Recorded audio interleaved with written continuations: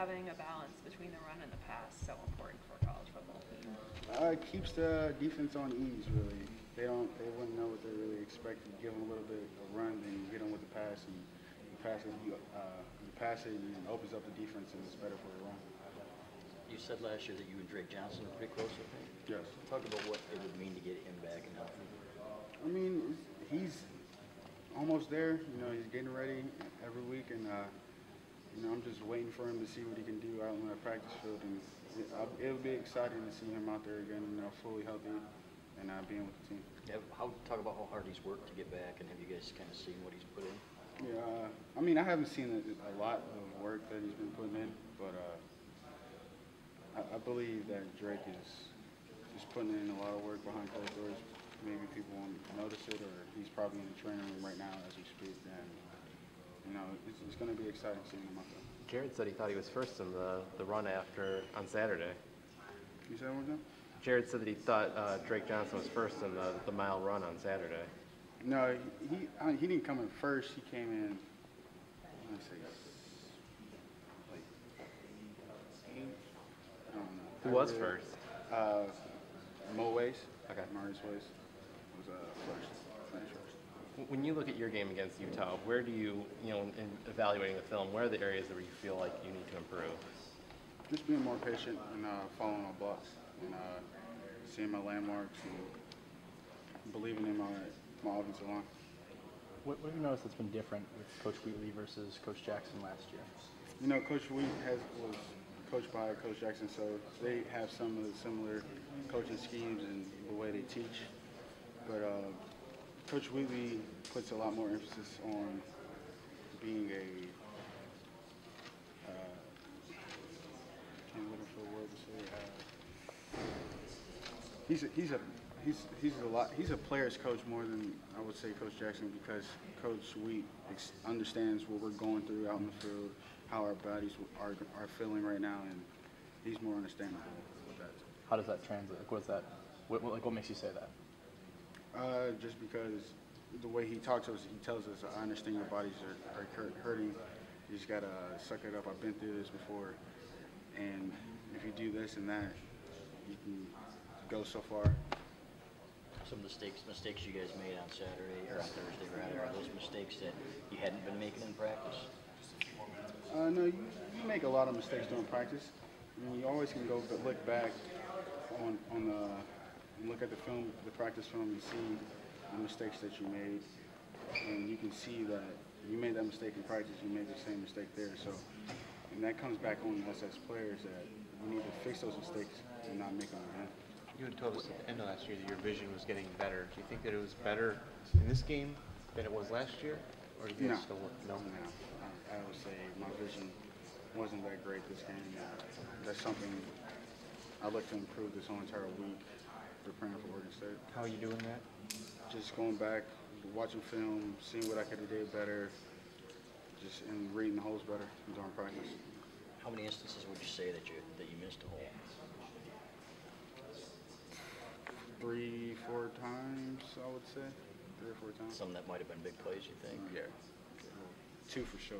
How do they bring that to your attention? Is it a group thing, or do they go with it one-on-one, or what do they do? It's a group thing. Mm-hmm. You know, they get on me about it. They'll be like, oh, man, you missed a big hole. It could have been a house call. And, you know, hearing that from your peers, and it kind of motivates you and it makes you not want to make that mistake again. What do you think you did to earn this job? I don't know if it was necessary in camp. Just hard work and getting in the playbook, really. Whoever shows up every day, he knows the playbook is best. That's really the big thing. We definitely look at the point of execution. You know, things we constantly went over in practice. You know, we definitely didn't execute well, definitely didn't tackle well. You know, and I think my biggest problem was trying to make that big play without being patient. You know, losing a little focus on my techniques, on my eye discipline. You know, so it's all correctable things. You know, you just learn from the tape. You know, it was great for me to be back out there for my first time, my first official game, playing the whole game, letting it being on the road against a very good Utah team. So, you know, just take it on the chin, learn from it, learn from constructive criticism you receive from your coaches and, just get better. Attention to detail and go out next week with a chip on our shoulder and play like we know how. Is that something you tried to fix as the game went on? Avoid try to make a big play every single play? Absolutely. Is that something you noticed? Absolutely. Once I started, just to settle in, be patient, read my keys, trust the technique. That's something they always tell me. Sometimes I think that my speed and my athleticism would,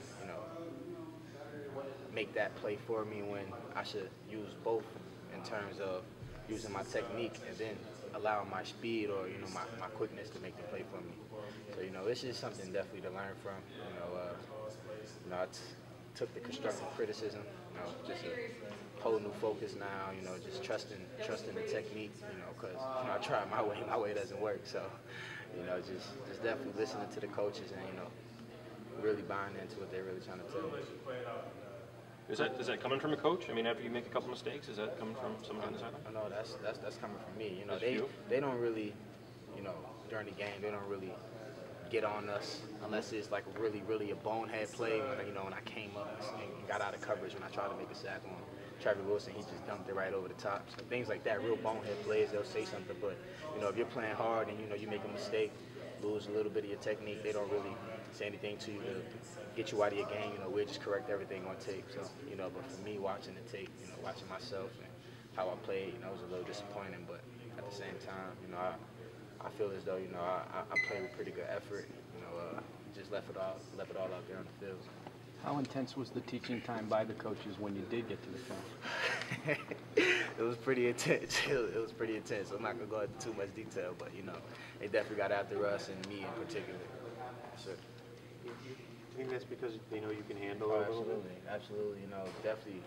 That's one of the things about being coachable, handling constructive criticism, and when you know you can do better, so they're honest with us, and they hold each and every one of us accountable. They seen what I put forth in camp and all spring, and going out there and laying an egg like that on the first game, definitely it's just not acceptable. So definitely gonna get it corrected though. I told them, that's on me. A lot of the guys too, they felt the same way about their performance. No excuses, just results. So you just gotta work, go out there next week and do what you know how to do better. You mentioned earlier the showing up every day and things like that. When did that kind of become something that you were very aware of with the coaching staff, that it was going to be that, because they say Rudock won the job mainly because of consistency in practice. Did that kind of become something that was your goal, was the day in, day out, as opposed to a big play here and a big play there? Oh yeah, you had to be consistent and you had to make big plays during practice and camp. So that was one of the bigger things Coach tried to embed on us, and he made sure that that we competed every day. So that was the main theme every day. You compete. Like in spring ball, we race each other like midway through practice every week. Every group? Every group. How much more complex is the offense, if at all, Coach Harbaugh? He helps out. He's just like another coordinator out there with us. So he's a very hands-on person. He shows us what to do on, like, if we mess up on a route. He goes out there and runs the route for us, catches the ball, throws us the ball. Like in the warm-ups Thursday, he was being our quarterback for the running back, so we can warm up. Is the playbook thicker with him? Is there a lot more to know? No, they break it down a lot more easier than last year. If I could, that would be one thing. Dan, what's it like watching film after a game with the staff? I mean, in terms of some guys have said there's quite a bit of calling out in front of people, mistakes, things like this. You have to be tough-skinned if you to play this game anyway. So yes, you're gonna be like, all your friends all your teammates are gonna be like, yeah, you missed this play, but you also have to understand why they're saying that. They're trying to help you. They're your brother, so they're gonna get on you about you missing the play, and we're there. Everybody's here to make each other better, so it's really not that big of a deal for us. Last year, at the end of last year, you seemed to have the job a lot of times because other people were hurt, or other people couldn't play and stuff, and you were standing and you produced at that time. This year, you won the job. You beat everyone out. Is that a different mentality? Is there something different about the approach there?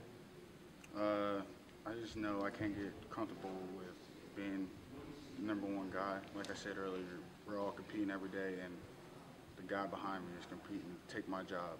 And if he tries to take my job, I'm going to make sure he doesn't take my job. So, everyone. All right, thanks, guys. Thanks. What were the issues inside specifically? It was pad level. They were really short. Utah was short? They were short. They were short guys. Short but big? They were stocky and short.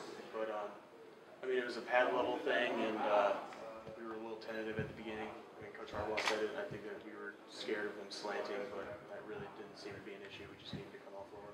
How do you fix pad level in a short amount of time? You just need to be sure of your assignments and just.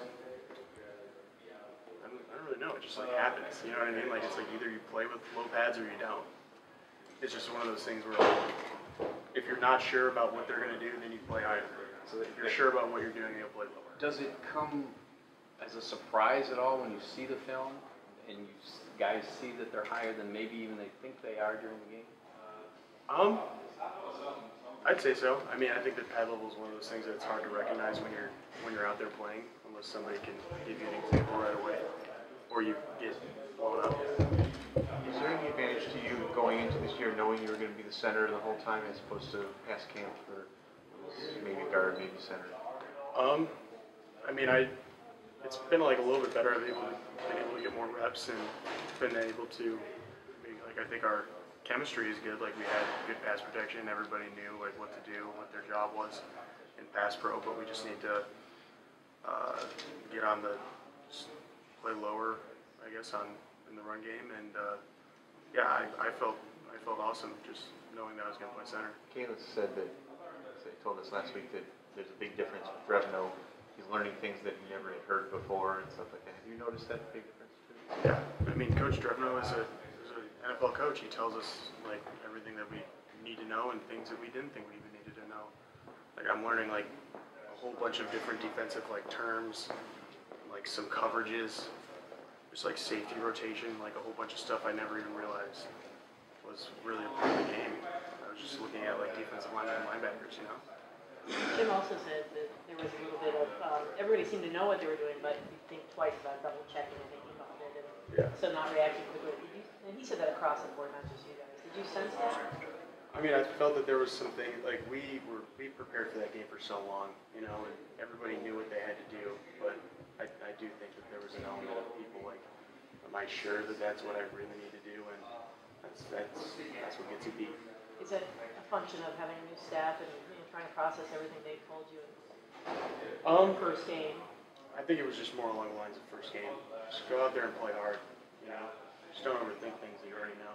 We definitely didn't take care of business, so even then, you know, we were still in the game. You know, we held a real good running back to, you know, under 100 yards, and you know, but containing the quarterback was an issue. You know, technique was an issue, and you know, those are all correctable and coachable things. So, you know, just like I said, just take the constructive criticism, let it loose this week in practice, and then, you know, under the lights in the big house, that's when we get our next opportunity. So, you know, we definitely focus on that and we're ready to go. How did it feel to play a full game? I don't think you left the field. How did that feel? Yeah, man, it was. Been a while. Yeah, it definitely has been a while. You know, coming from, you know, I only played the first half of the Appalachian State game last year. You know, and then, you know, the injuries, and then Miami of Ohio only played sparingly, and Utah only playing sparingly. So, you know, it was definitely a great feel to finally get back out there and play a full game, and you know, just get the full tempo of what a college game is like. You know, so that's what I said. I take everything as a learning experience, man. The sky's the limit for this team. You know, we definitely didn't showcase our best effort, but you know, at the end of the day, you know, that's the name of the game. You know, they came out and executed. We did.